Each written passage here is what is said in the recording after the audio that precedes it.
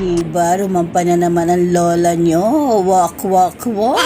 And syempre, hirap na hirap na naman ang lola nyo kasi nagsosolo. Kasi halip na mapapabilis ang ating pagpunta sa ating pupuntahan, kailangan ko pambalikan ng cellphone ko. Syempre, wala na akong pambili. Content pa more!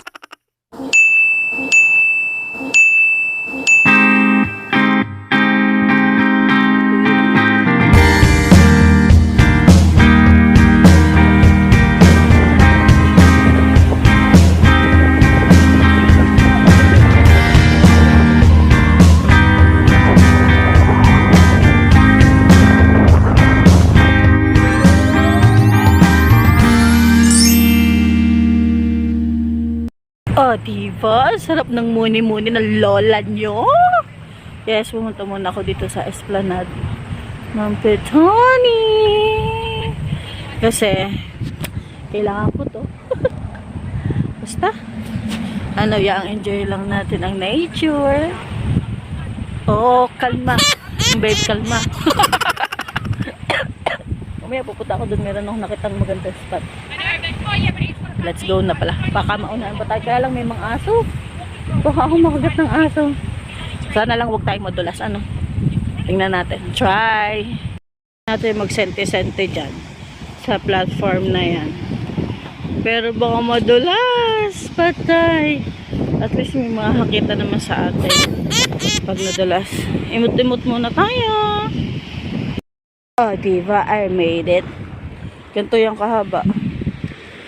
Pero huwag na tayo pumunta sa dulo kasi baka biglang bumiyak. Picture lang tayo. Wag 360 muna tayo. Let's go.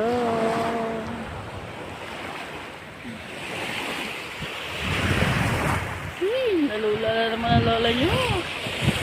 Kaya gusto ko talaga mag-picture doon sa dulo. Let's try.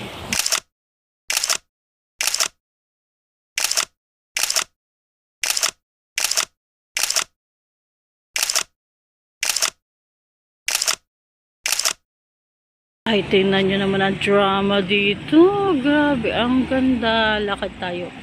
Sayang, hindi ko dalang gimbal ko. Ay, sayang naman. Hindi ko nadala yung aking gimbal. Punta tayo doon sa may pine tree. At kung makakapunta tayo doon sa museum, let's go. Kasi busy sila, di ako na lang. Ay, sayang naman. Sarado pala ito. Agad ko nang natapanaw. Sarado pala siya. Paano tayo magpipicture?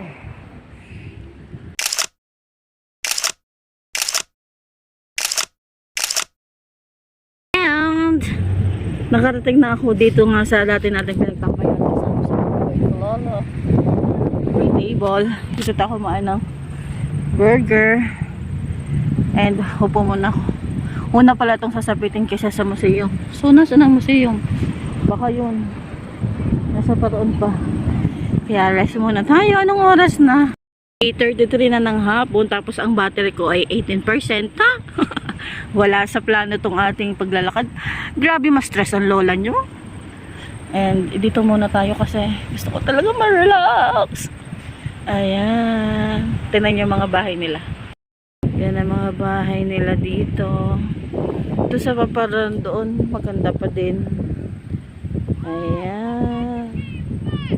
Yan, ang ganda ng bahay doon. Kano kaya ang mga rent dyan? Tapos yun, Rotary Club yun.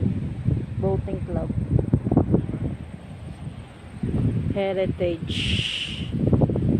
And meron dong paisda.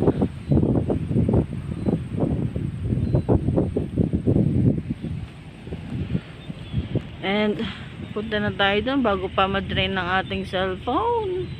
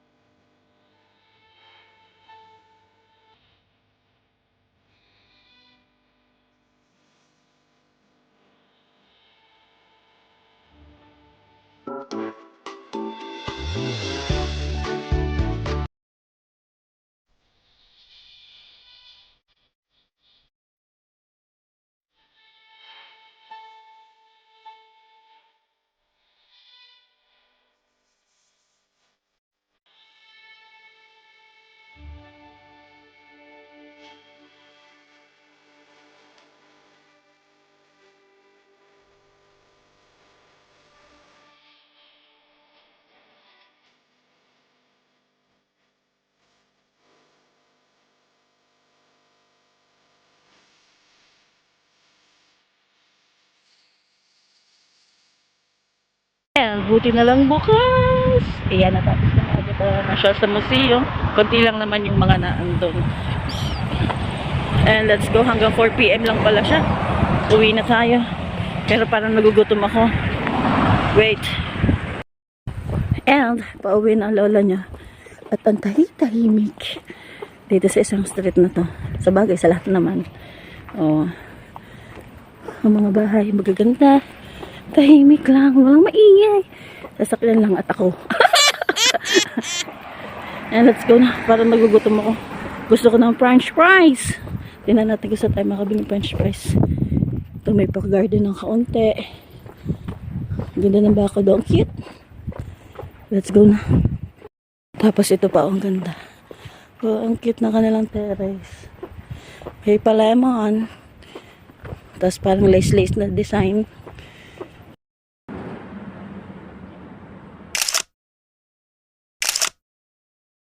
And so, yung nasa likod ko, yung pinicturean ko kanina, yun yung historic police office. Tapos ito yung present, yung Petone. Ayan, tapos may bus stop doon sa kabila, doon tayo sa kabila. Bibili muna ako ng chicken and chips. Kasi gutom na ako. Pasalubong na rin kay Rappa Boy. And, nakauwi naman ako mapayapa. Dahil sa pag-chill natin sa nature.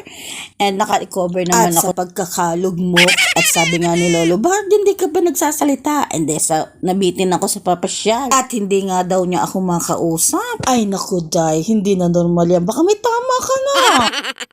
Kaya sumama muna ako sa pagda-DoorDash ni Lolo. At nakita ko nga ang view ng bundok na ito. Namumula-mula dahil sa sunset. Ay, ang ganda. Siyempre, hindi natin yan palalampasin. Picture na yan! And, naging okay naman ang pakiramdam ko. And siyempre, may pahugot lang sa lola nyo. Ay, talagang naging makata ang lola nyo. And sinamahan ko ng picture niyan. Di ba relaxing? Oh, kalma. Baby, kalma. And, move on na tayo dyan at punta tayo sa Mindoro. And, sa Ate Lexin nga, yung ating pamangkin sa Mindoro ay may pa-event. May sasayawin daw silang folk dance at school. And, ayan yung nagpa-practice na sila. Siguro final rehearsal na yan. And, tingnan natin. Hanapin natin si Lexin. Nasa ba si Lexin? Hanapin natin. Oh, nakita nyo na. Muntik na magkasabay-sabay. Oh, diva, ang galing sumayaw. Manang-mana sa tita. Yes, hanggat kaya naman natin, syempre gawin nating mas active ang ating mga anak sa mga school events kasi madaming nadidevelop dyan. Nawawala yung pagkamahiyain nila, tapos nadadagdagan yung katalinuhan nila kasi magsayaw kaya ay kailangan ng memory. And syempre, yung maging friendly ka sa ibang tao, marunong ka makisama, diba? Pero, alam naman natin na pag may mga ganyang event, alam nyo na ang mga gastusin, ang mga bayarin, pero wag kang mangungutang. Siyempre, galingan mo sa panghihiram ng mga costume, makihati ka sa mga props, pero wag kang uutang. Naku pa. Pero kung hindi naman talaga kaya, syempre, dun mo na lang siya mas active sa academic kasi libre yun. Popokus mo lang siya sa pag-aaral. Siyempre, tulungan mo. And wait, ulitin natin yung minapansin ako. Aring nasa unahan. Paling na paling ang lola nyo. Siyempre, nasa unahan siya. And take note ha, nasa gitna. Very good, baby girl. Ganyan-ganyan ako nung bata ako eh. And this is it, pansit. Ang lola nyo naka-Filipiniana na, kagandang babae. Mana-mana talaga sa tita. And yung kapartner niya, ang Ginoo at saka ang Binibini. Tapos, Filipiniana sabay waki. And syempre, group picture. Enjoy na enjoy ang mga bata. Ang gaganda. And syempre, ang mga boys, hindi pa tatalo. Ang gagwapo din. Syempre, napakagandang memory yan sa mga bata at mag-inspirasyon hanggang sa kanilang pagtanda.